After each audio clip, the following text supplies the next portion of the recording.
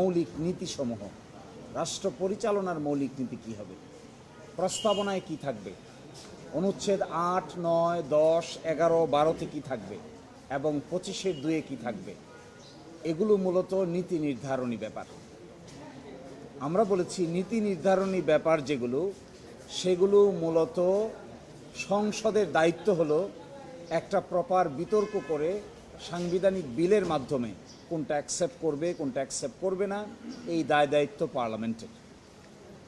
আদালত সেখানে হস্তক্ষেপ করা উচিত নয়।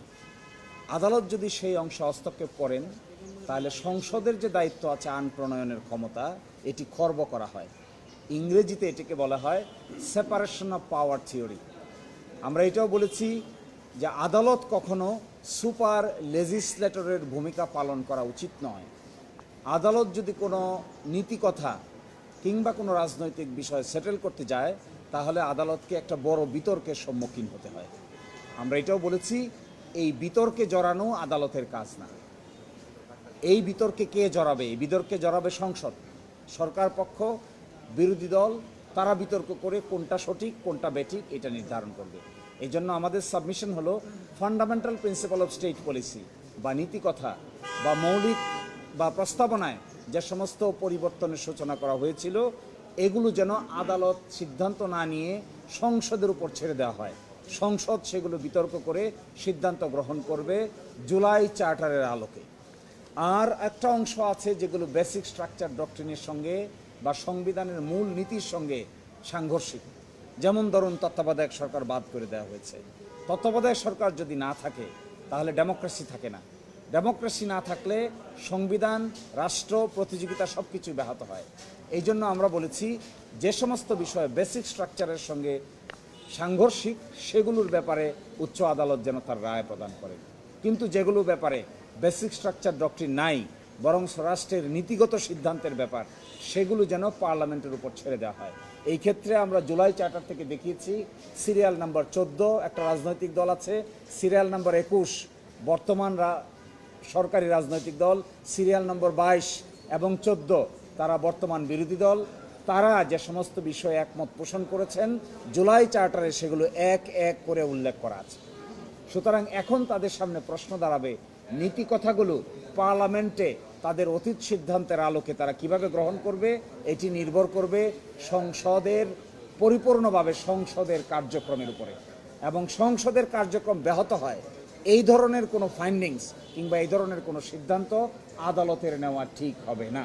যদি আদালত এ ধরনের কোনো সিদ্ধান্ত নেন যেখানে সংসদের কার্যক্রম ব্যাহত হয় তাহলে এটাকে বলবে এনক্রোচমেন্ট অফ জুডিশিয়াল রিভিউ, অর্থাৎ বিচার বিভাগ আইনের বাইরে গিয়ে তার দায়িত্ব পালন করতে গেলে গণতন্ত্রে কিংবা রাষ্ট্রীয় সিস্টেমে 3 অর্গানের যে ব্যালেন্স, এই ব্যালেন্স বজায় রাখা সম্ভব হবে না।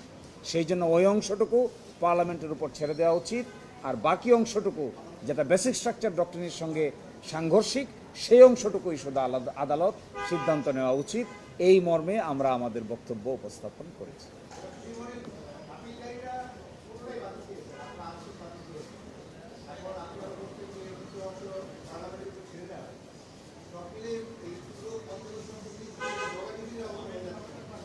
আমরা এই জন্য বলেছি, আর একটু ডিটেলে যাই তাহলে বুঝতে পারবেন কেন বলেছি আমরা।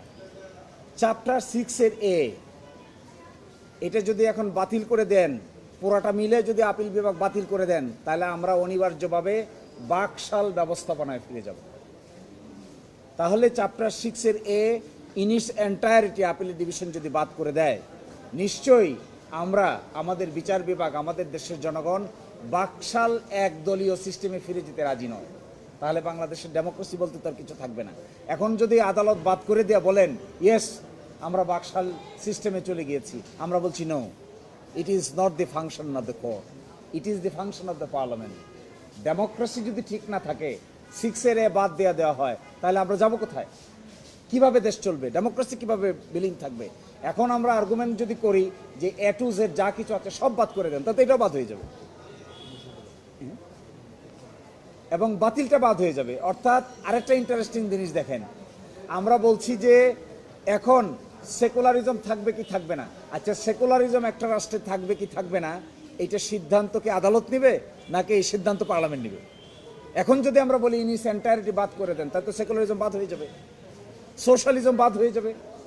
তাহলে সেকুলারিজম সোশ্যালিজম বাদ আদালত যদি করে, এটি আদালতের ফাংশন না, কারণ এটি নীতি কথা, এটি হলো রাষ্ট্রের গাইডিং প্রিন্সিপাল। এটাকে বলা হয় পলস্টার। পলস্টার আদালত ঠিক করে না, পলস্টার ঠিক করে parliament. That would be decided before the parliament, not by any of court of this land.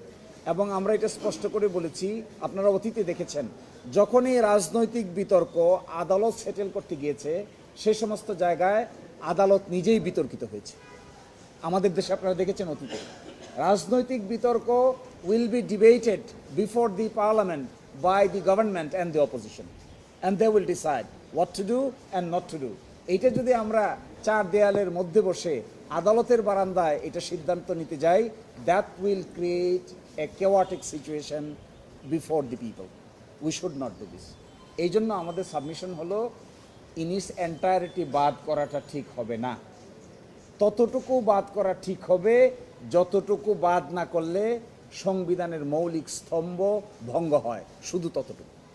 বাকিটুকু যদি বাদ করতে যান, তাহলে রাষ্ট্রের ফেব্রিক, রাষ্ট্রের নীতি প্রিন্সিপাল, প্রস্তাবনা, এই সবগুলোই আলোচনা ছাড়া আদালত বাদ করে দিলে এটাকে ইংরেজিতে বলে সুপার লেজিসলেশন।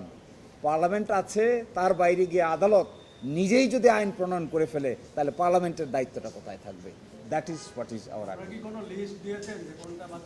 আমরা দিয়েছি, আমরা দুভাগে ভাগ করে দিয়েছি। এক ভাগে আমরা দেখিয়েছি যেগুলো নীতি এবং পদ্ধতির কথা। আমরা বলেছি এই নীতি পদ্ধতিগুলো অবশ্যই, যার সংখ্যা প্রায় 41টা, এই 41টা নীতি পদ্ধতি বাদ করা ঠিক হবে, হাত দেওয়া ঠিক হবে না। বাদ দিবে কি দিবে না এটা ডিসাইড করবে পার্লামেন্ট। আর এর বাইরে আছে আরও প্রায় 21টি।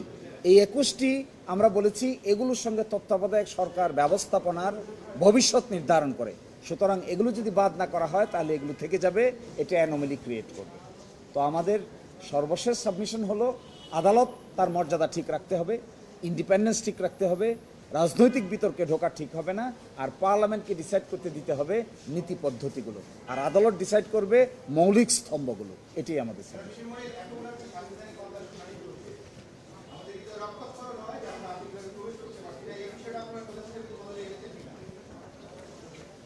আপনাদের পক্ষ হয়তো অনেক যুদ্ধ বিগ্রহ করছি আমরা না, এই মামলায় আমরা বলিনি, কিন্তু এই মামলায় বলার প্রেক্ষাপট না, এই নিয়ে অনেক, আপনি ওই দিনও দেখবেন আপনাদের যে সাধারণ সভা হয়েছে একটা, সেই সাধারণ সভায় it was one of the important আলোচনার বিষয়।